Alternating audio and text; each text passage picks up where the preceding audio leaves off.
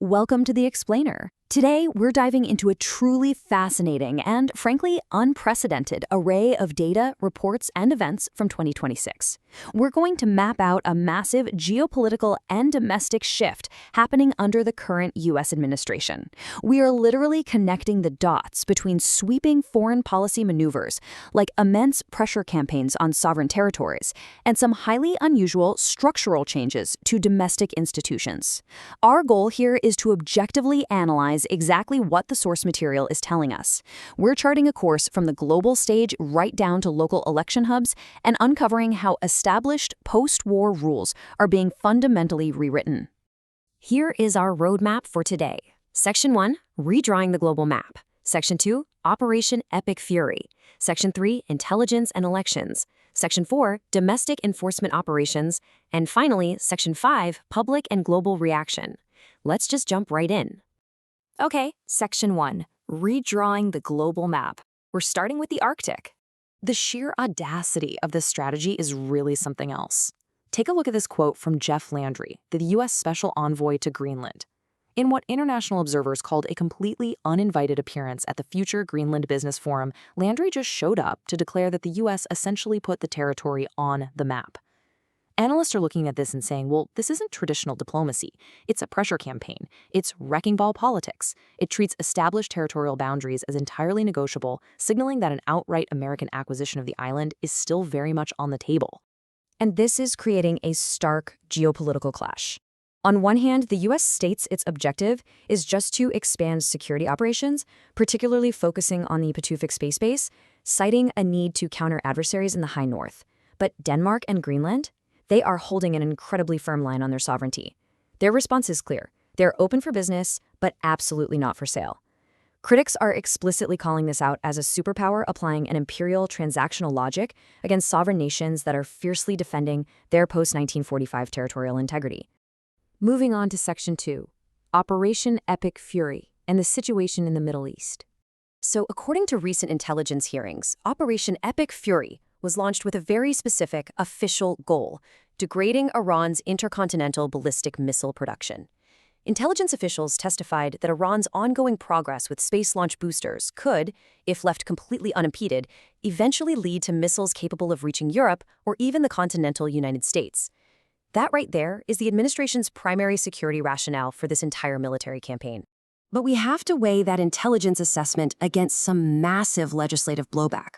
While the administration argues these strikes are absolutely crucial for national security, critics like Senator Tammy Duckworth are forcefully pushing back.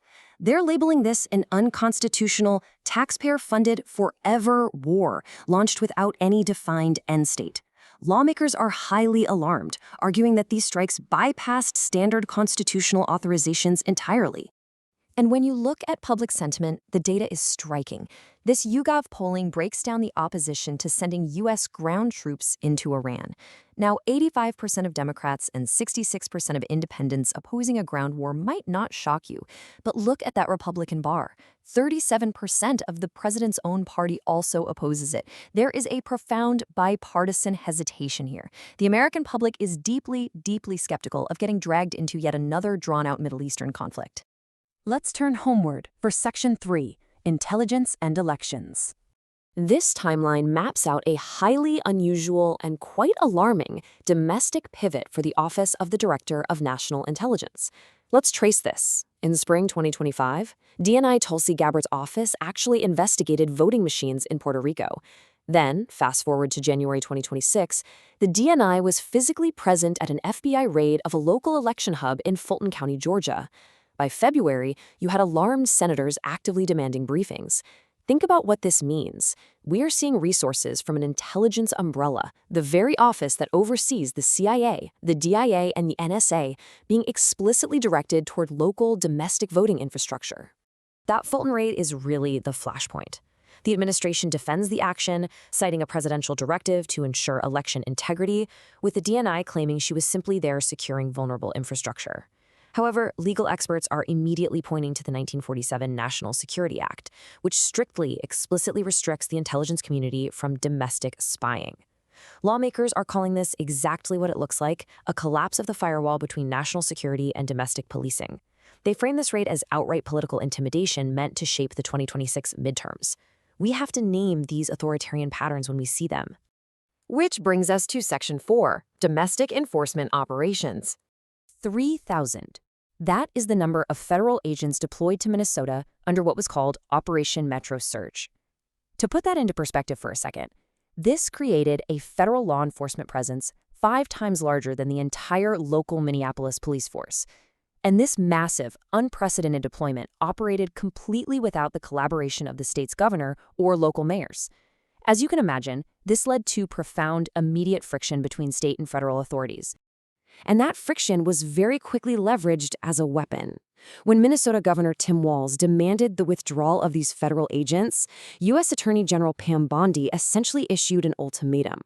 To get ICE out of Minnesota, the state would have to repeal its sanctuary policies, hand over confidential SNAP welfare data, and, this is the critical piece, turn over sensitive state voter information.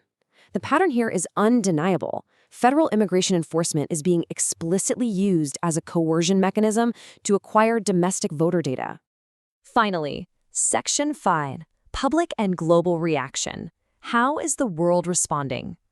The domestic response is captured pretty vividly in this UMass Amherst poll from March 2026. The president's approval rating has plummeted to just 33%, with a massive 62% of Americans completely disapproving of his job performance. Pollsters are noting this drop is heavily driven by 3 intersecting factors: the deep unpopularity of the war with Iran, ongoing economic concerns, and extreme public weariness over these heavy-handed authoritarian domestic enforcement tactics. And regarding that aggressive foreign policy we talked about earlier, the public is similarly resistant. Despite the administration's sustained push and aggressive diplomatic pressure campaigns, 59% of Americans oppose making Greenland part of the United States. The data shows us clearly there is simply no democratic mandate for this kind of territorial expansion. Critics highlight this as a raw exercise of executive power that the majority of the public actively, vocally rejects. Globally, the reaction is even more severe. Just listen to this excerpt from the Munich Security Conference report. The president of the country that did more than any other to shape, sustain, and defend the post-1945 international order is now at the forefront of dismantling it. International observers are no longer holding back. They are explicitly using frameworks like competitive authoritarianism and wrecking ball politics to describe this exact behavior. They argue that by treating sovereign territories like real estate and utilizing military force unilaterally, the very rules built to prevent global chaos are being systematically dismantled. So I leave you with this to ponder. We've seen military escalation abroad, the total breakdown of diplomatic norms in the Arctic, and the truly unprecedented use of foreign intelligence agencies in local American elections. The post-1945 rules were built to prevent exactly this. The country that wrote them is dismantling them. What does this reshaping of foreign rules and domestic boundaries mean for the future of the global order? Thank you for joining me for this explainer. Keep asking the hard questions, keep looking at the data, and I'll see you next time.